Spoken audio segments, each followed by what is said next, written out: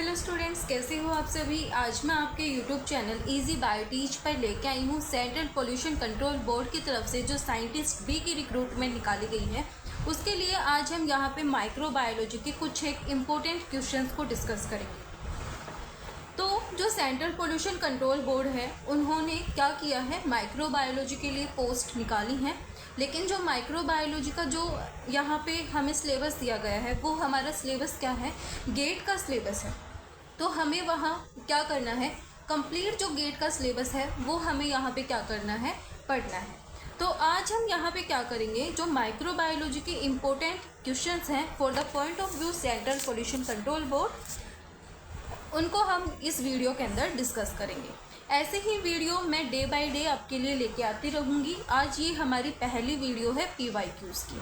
सबसे पहले जो क्वेश्चन है हमारा वो है, which one of the following metabolite is associated with bacterial stringent response. वो कौन सा मेटाबोलाइट है इनमें से जो कि बैक्टीरियल स्ट्रिंजेंट रिस्पॉन्स के साथ क्या होता है, एसोसिएटेड होता है। हमें ऑप्शंस दिए गए हैं, cyclic di GMP CDG, guanosine tetraphosphate, cyclic AMP and cyclic GMP। तो यहाँ पे जो हमारा राइट आंसर है वो है ऑप्शन नंबर बी, जो ग्वानोसाइन टेट्राफॉस्फेट है वो क्या होता है, रिस्पॉन्स के साथ एसोसिएटेड होता है।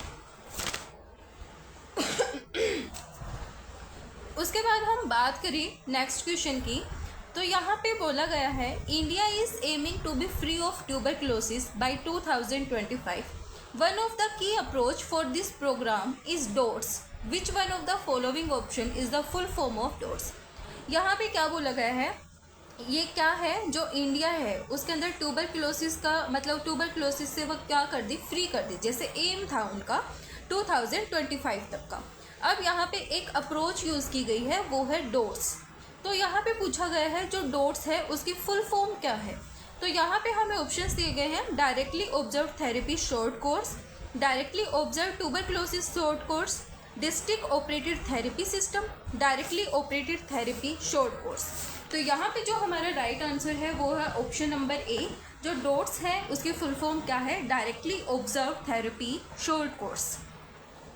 फिर हमारे यहाँ पे नेक्स्ट क्वेश्चन आता है, यहाँ पे बोला गया है, which of the following site are the location of ATP generation through oxidative phosphorylation in E coli.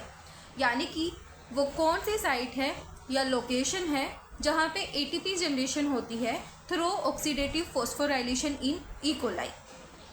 तो यहाँ पे हमें ऑप्शंस दिए गए हैं, inner membrane, outer membrane, both inner and outer membrane and mesosomes. तो जो ई कोलाई है वो हमारा एक प्रोकैरियोटिक बैक्टीरिया है जैसे कि हमें पता है। तो जो ई कोलाई है उसके अंदर जो ATP जनरेशन होती है थ्रू ऑक्सीडेटिव फॉस्फोराइलेशन वो कहाँ कहाँ पे होती है, उसकी साइट कौन सी है, वो है इनर मेम्ब्रेन और मीजोसोम्स। यानी कि यहाँ पे जो हमारा राइट आंसर है वो है A एंड D। तो यहाँ पे हमारा राइट आंसर है इनर मेम्ब्रेन के अंदर होती है और मीजोसोम्स के अंदर होती है। उसके बाद हमें यहाँ पे क्वेश्चन दिया गया है, a bacterium obtain energy from a chemical source by the oxidation of reduced nitrogen oxide and carbon dioxide as the principal carbon source. Which one of the following nutritional group does this bacterium belong to.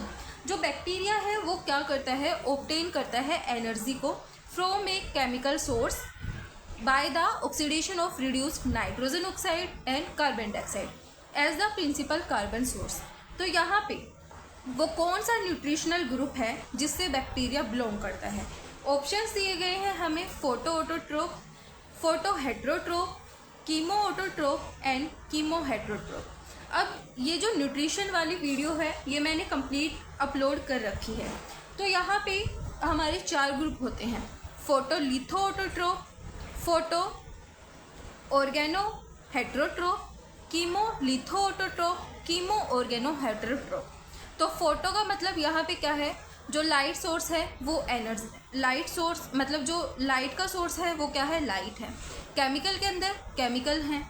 उसके बाद यहाँ पे litho का मतलब होता है जैसे कि कार्बन हम यहाँ पे यूज़ कर रहे हैं। ऑर्गेनो का मतलब यहाँ पे ऑर्गेनिक कार्बन को हम यूज़ कर रहे हैं। फिर जो ऑटोट्रोप है, ऑटोट्रोप और हेट्रोट्रोप ये हमें पता है।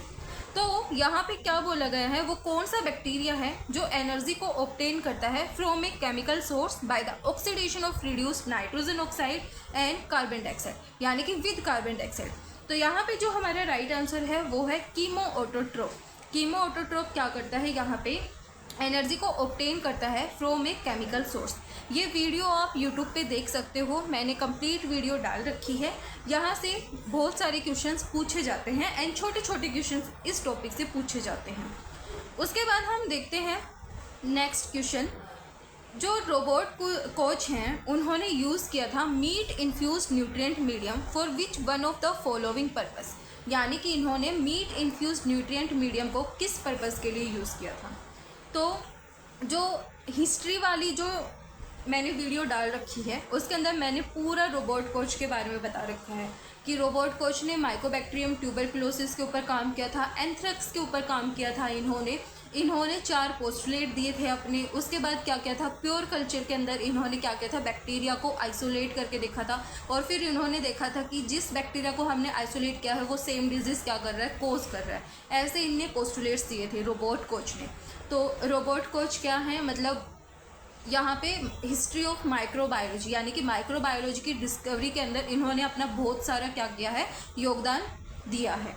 तो जो रोबोट कोच हैं उनसे बहुत सारे क्वेश्चंस पूछे जाते हैं, रोबोट कोच ने क्या क्या काम किया था, इनके पोस्टुलेट्स क्या हैं, ये सब आपको करना है। अब हमारे क्वेश्चन में पूछा गया है Robert Koch used a meat infuse media nutrient media, उनका पर्पज क्या था, to grow disease causing microorganism, disease causing microorganism को ग्रो करना उनका पर्पज था, डिमोन्स्ट्रेट करना प्रेजेंस ऑफ माइक्रो ऑर्गेनिजम्स को एयर के अंदर, यहाँ पे एफिशिएंसी ऑफ स्टेरिलाइजेशन अप्रोच को टेस्ट करना इनका क्या था, पर्पज था, to demonstrate antimicrobial activity of soil isolates, यानी कि जो सोयल आइसोलेट्स हैं उनकी एंटी माइक्रोबियल एक्टिविटी को डिमोन्स्ट्रेट करना इनका पर्पज था। तो यहाँ पे जो हमारा राइट आंसर है वो है ऑप्शन नंबर ए। इन्होंने जो डिजीज कॉजिंग माइक्रो ऑर्गेनिज्म है उनको ग्रो करने के लिए मीट इन्फ्यूज न्यूट्रिएंट मीडियम को यूज़ किया था। फिर हमारा नेक्स्ट क्वेश्चन आता है यहाँ पे, a penicillin sensitive E coli population is expose to a lethal dose 200 microgram per ml of penicillin, assuming density independent mortality, which one of the following relationship would describe the number of surviving bacteria over time t। यहाँ पे हमारा graph बनेगा, फिर वहाँ पे हम क्या करते हैं, इसकी सेंसिटिविटी को देखेंगे। तो यहाँ पे हमें ऑप्शंस दिए गए हैं एक्सपोनेंशियल, सिग्मोइडल, उसके बाद है लीनियर और पैराबोलिक। तो यहाँ पे जो हमारा राइट आंसर है वो है एक्सपोनेंशियल। यहाँ पे हम क्या करते हैं, जो पेनिसिलिन सेंसिटिव इकोलाई पॉपुलेशन है उसको एक्सपोज कराते हैं लीथल डोज ऑफ पेनिसिलिन से।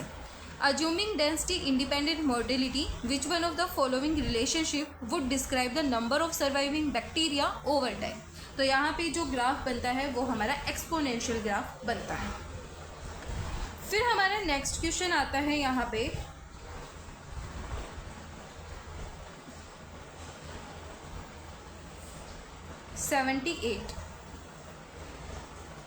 तो सबसे पहले यहाँ पे हमें दिया गया है which option correctly matches the structure in a bacterial cell column 1 with their corresponding function. तो यहाँ पे हमें कॉलम 1 और कॉलम 2 दो कॉलम्स दिए गए हैं, यहाँ पे हमें बताना है कौन सा हमारा सही है। तो सेल वॉल, फिम्ब्रियाई, फ्लैजिला और पिलाई हमें यहाँ पे दिया गया है, हमें इनके फंक्शंस बताने हैं। तो जैसे कि हमें पता है पिलाई क्या कराता है, पिलाई कॉन्जुगेशन में हेल्प करता है, यानी कि जेनेटिक मटेरियल को ट्रांसफ़र कराता है। फ्लैजिला किस में हेल्प करता है, फ्लैजिला मोटेलिटी के अंदर हेल्प करता है। फिम्ब्रियाई क्या करते हैं, एडहेशन यानी कि अटैचमेंट के अंदर हेल्प करती हैं। और जो सेल वॉल है वो क्या करती है, प्रोटेक्शन प्रोवाइड करती है ऑस्मेटिक स्टैक से। तो यहाँ पे हम देखते हैं, सबसे पहले हम देखते हैं सेल वॉल, ये क्या करा रही है, प्रोटेक्शन करवा रही है ऑस्मोटिक स्टैक से। फिम्ब्रियाई अटैचमेंट प्रोवाइड करवा रही है, फ्लैजिला मोटेलिटी को करवा रहा है, एंड पिलाई ट्रांसफ़र करवा रही है जेनेटिक मटेरियल का। तो यहाँ पे जो हमारा राइट आंसर है वो है ऑप्शन नंबर ए।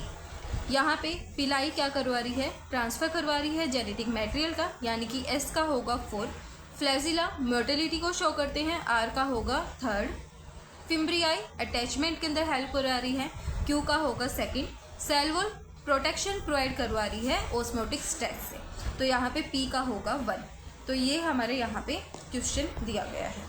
उसके बाद हम यहाँ पे देखें तो हमें यहाँ पे इनके जो जीनोम है, कॉलम 1 के अंदर हमें बैक्टीरिया दिए गए हैं और कॉलम 2 के अंदर हमें इनका जीनोम दिया गया है। तो हमें उनके साथ क्या करना है, इनको मतलब करेक्टली मैच करना है। तो एक साइड हमें दिया गया है बैक्टीरियोफाज लैम्डा, एक साइड हमें दिया गया है बैक्टीरियोफाज M13, एक साइड हमें कोरोना वायरस दिया गया है और एक हमें दिया गया है रियो वायरस। उसके बाद double standard DNA, single standard DNA, single standard RNA and double standard RNA। तो यहाँ पे जैसे कि हम देखें तो जैसे क्या होता है, जो कोरोना वायरस है उसके अंदर क्या कौन सा प्रेजेंट होता है, कोरोना वायरस के अंदर प्रेजेंट होता है सिंगल स्टैंडर्ड RNA हमारा कोरोना वायरस के अंदर प्रेजेंट होता है। तो जैसे कि हमें पता है कोरोना वायरस के अंदर क्या प्रेजेंट है, सिंगल स्टैंडर्ड RNA प्रेजेंट है। तो अब यहाँ पे होगा क्या, अब उसके बाद हम देखते हैं रियो वायरस का। रियो वायरस के अंदर हमारा डबल स्टैंडर्ड RNA प्रेजेंट होता है।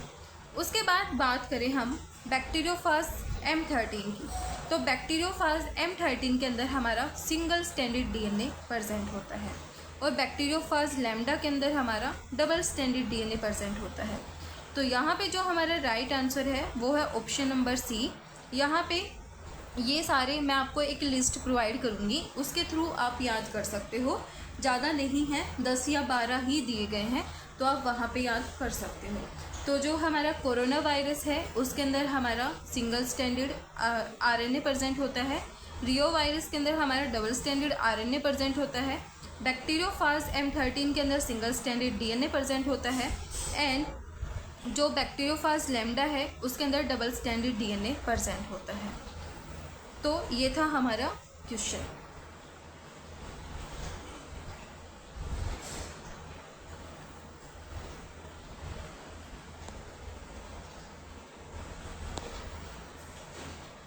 अब हम देखते हैं एक साइड हमें दिए गए हैं यहाँ पे जैसे कि साइक्रोफाइल्स, बैरोफाइल, मीजोफाइल और हेलोफाइल। तो साइक्रोफाइल क्यों होते हैं, जो कि बिलो 15 डिग्री सेल्सियस क्या करते हैं, सर्वाइव कर लेते हैं, यानी कि कोल्ड टेम्परेचर के अंदर वो क्या कर लेते हैं, सर्वाइव कर लेते हैं। बैरोफाइल्स क्यों होते हैं, जो कि हाई प्रेशर के ऊपर क्या करते हैं, सर्वाइव करते हैं। मीजोफाइल्स क्या होते हैं, जिनका टेम्परेचर 15 डिग्री सेल्सियस से 45 डिग्री सेल्सियस तक होता है।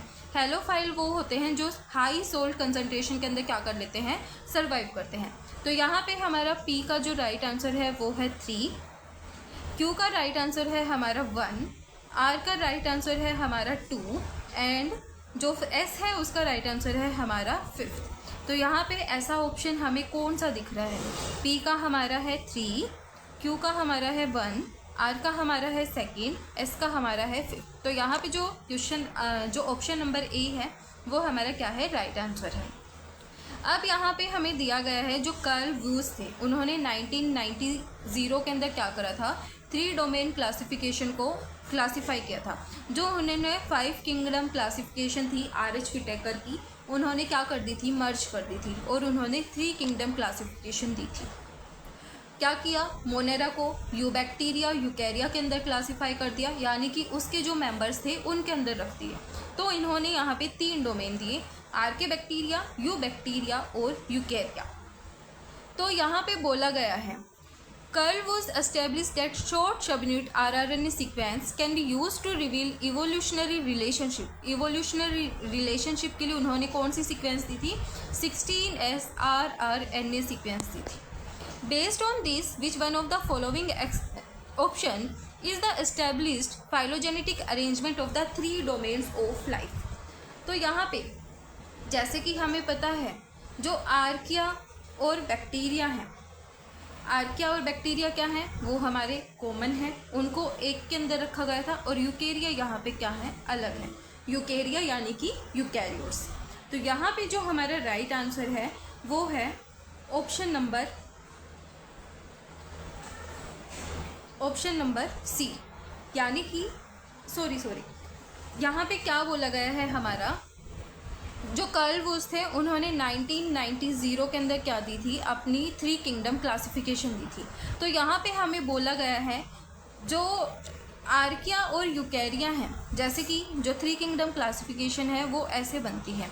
तो यहाँ पे हमारा क्या होता है, आर्किया होता है, यहाँ पे हमारा यूकैरिया होता है और यहाँ पे हमारे बैक्टीरिया होते हैं। तो जो बैक्टीरिया का इवोल्यूशन है वो अलग हुआ है और यूकैरिया का अलग हुआ है, लेकिन यूकैरिया से ही किसका हुआ है, आर्किया का हुआ है। तो यहाँ पे आर्किया और यूकैरिया क्या है, कॉमन है, और बैक्टीरिया क्या है, अलग है। तो यहाँ पे जो हमारा राइट आंसर है वो है ऑप्शन नंबर 2। तो जो सी है वो हमारे यहाँ पे क्या है, राइट आंसर है। अब यहाँ पे बोला गया है वो कौन सी रिएक्शन है जो कैटेलाइज की जाती है एल्डोलेज एंजाइम की वजह से। तो एक, जब हम ग्लाइकोलिसिस की बात करते हैं, ग्लूकोज से ग्लूकोज 6 फॉस्फेट बनता है, फिर फ्रक्टोज 6 फॉस्फेट बनता है और फ्रक्टोज 1,6 बिस फॉस्फेट बनता है।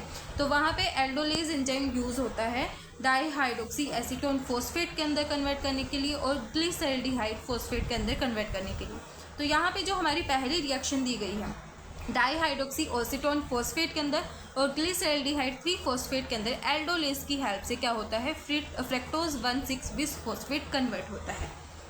दूसरा ये हमारे यहाँ पे दिया गया है पेंटोज फॉस्फेट पाथवे। तो पेंटोज फॉस्फेट पाथवे के अंदर भी क्या होता है, जो सूडो हेप्टोलेज 1,7 बिस बाइफॉस्फेट है वो एल्डोलेज की हेल्प से डाईहाइड्रोक्सी एसीटोन फॉस्फेट और इरिथ्रोस्कोर फॉस्फेट के अंदर कन्वर्ट होता है। तो यहाँ पे जो हमारा राइट आंसर है वो है option number A and B. ये पाथवे ग्लाइकोलिसिस का मैंने करवा रखा है, पेंटोज फॉस्फेट पाथवे शायद तो मैंने करवा रखा है, नहीं करवा रखा है तो मैं इसकी वीडियो अपलोड कर दूँगी। इसके बाद हमारा आता है यहाँ पे एंटीबायोटिक्स का क्वेश्चन। यहाँ पे आपके लिए ज़रूरी है हर एक एंटीबायोटिक के जो माइक्रो ऑर्गेनिज्म है उनका नाम याद करना, उसके बाद वो कौन सी साइट को ब्लॉक करते हैं ये याद करना आपके लिए इम्पोर्टेंट है। तो यहाँ पे हमसे पूछा गया है, एक साइड हमें एंटीबायोटिक्स दी गई हैं और एक साइड हमें उनके टारगेट्स दिए गए हैं। तो यहाँ पे जो हमारा राइट, जो पेनिसिलिन है वो क्या करती है, सबसे पहले इसकी एक लिस्ट है, ये वाली वीडियो मैंने पहले से ही अपलोड कर रखी है, आप वहाँ पे देख सकते हो। तो जो पेनिसिलिन है वो क्या कराती है, ट्रांसपेप्टाइडेज को इनहिबिट करवाती है। तो यहाँ पे पी का हमारा होगा 4th। कैनामाइसिन क्या कराता है, जो कैनामाइसिन है वो हमारा क्या कराता है, जो राइबोसोम है उसकी इनहिबिशन कराता है। उसके बाद यहाँ पे हमारा बोला गया है रिफेम्पिसिन, जो रिफेम्पिसिन है वो कराता है आरएनए पॉलीमरेज की इनहिबिशन कराता है, एंड जो नेलिडिक्सिक एसिड है वो डीएनए गायरेज का इनहिबिशन कराता है। ये सब मैंने उस वीडियो के अंदर बता रखा है, आप वहाँ पे देख सकते हो। तो यहाँ पे हमारा पेनिसिलिन का है 4th, कैनामाइसिन का हमारा है राइबोसोम यानी कि 1, रिफेम्पिसिन का हमारा है यहाँ पे 2nd, एंड जो नेलिडिक्सिक एसिड है उसका हमारा है 3। तो यहाँ पे जो हमारा राइट आंसर है पी का 4th, क्यू का 1, आर का 2nd, एस का 3, जो फर्स्ट है वो हमारे यहाँ पे राइट आंसर है। उसके बाद हमारा आता है नेक्स्ट क्वेश्चन। यहाँ पे जो हमारा क्वेश्चन है, which one of the following statement regarding micro organism is are correct. इनमें से कौन सी स्टेटमेंट है जो माइक्रो ऑर्गेनिजम्स के लिए करेक्ट है। द फ्री लिविंग बैक्टीरियम बोलवाचिया इज ए ह्यूमन पैरासाइट। तो ये ह्यूमन पैरासाइट नहीं है। Myxococcus are a group of predatory bacteria, ये सही है। जो माइकोकोकस है, मिक्सोकोकस है, वो प्रीडेटरी बैक्टीरिया का ग्रुप है। डिक्टियोस्टीलियम इज ए स्लाइम मोड, जिसको हम डिक्टियोस्टोम्स भी बोलते हैं, वो एक स्लाइम मोड है जो कि एग्रीगेट करता है और फॉर्म करता है सोशल ग्रुप्स को, ये भी हमारा सही है। एक्टिनोमाइसीट जियोस्माइन को प्रोड्यूस करती हैं, जिसकी वजह से अर्थी ऑर्डर सोयल के अंदर प्रोड्यूस्ड होता है, तो ये भी हमारा सही है। यहाँ पे जो हमारा राइट आंसर है वो है बी, सी एंड डी। फिर हमारा नेक्स्ट क्वेश्चन आता है, which one of the following is examples of animal micro mutualism. इनमें से कौन सा एनिमल माइक्रो म्यूचुअलिज्म का एग्जाम्पल है। तो यहाँ पे ऑप्शंस दिए गए हैं, human Mycobacterium tuberculosis, dog rabies, human Lactobacillus plantarum, cow Ruminococcus albus. तो यहाँ पे जो हमारा राइट आंसर है वो है option number C and option number D. जो ह्यूमन है उसका जो एनिमल माइक्रोमैचुलिज्म कोज करते हैं वो है लैक्टोबैसिलस प्लैंटेरम, और काऊ के अंदर रूमिनोकोकस एल्बस, ये क्या करते हैं, शो करते हैं। उसके बाद हमारा नेक्स्ट क्वेश्चन है यहाँ पे क्वेश्चन नंबर 94। यहाँ पे एक कॉलम में हमें डिजीज़ दी गई हैं और एक कॉलम में हमें उनके कोजल ऑर्गेनिजम्स दिए गए हैं। तो हमें यहाँ पे बताना है स्लीपिंग सिकनेस कौन कोज करता है। तो जो ट्रेपेनोमा ब्रूसी है वो स्लीपिंग सिकनेस को कोज करता है। चगास डिजीज़ कौन करता है, ट्रेपेनोमा क्रोजी चगास डिजीज़ को कोज करता है। एलिफेंटियसिस कौन कोज करता है, बुचेरिया ब्रैनक्रॉफ्टी एलिफेंटियसिस को कोज करता है। एंड लाइम डिजीज़ कोज की जाती है बोरेलिया बर्गोडीफेर की तरफ से। तो यहाँ पे पी का हमारा है यहाँ पे 2, क्यू का हमारा है 1, आर का हमारा है 4 एंड एस का हमारा है 3। तो ऐसा ऑप्शंस हमारे कौन से हैं, ये भी नहीं है, ये भी नहीं है, ये भी नहीं है। तो हमारा जो राइट आंसर है वो है ऑप्शन नंबर डी।